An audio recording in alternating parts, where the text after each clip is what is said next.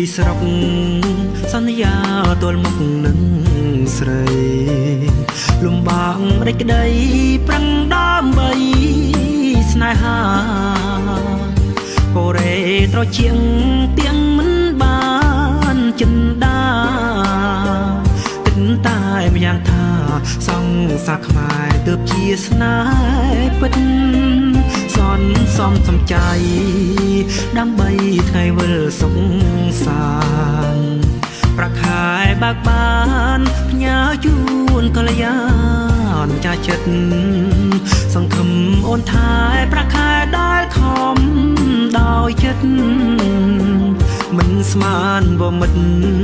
ចិញ្ចឹមស្នេហ៍ស្និទ្ធអូនថ្មីលឺញៀនខលប្រាប់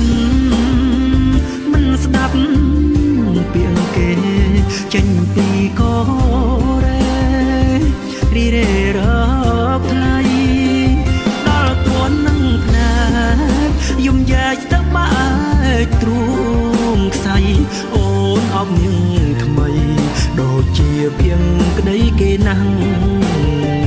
សង្សារបងអើយមិនគូលយផ្លាំងបងឈឺចិត្តណាស់ឈឺណាស់ដឹងទេ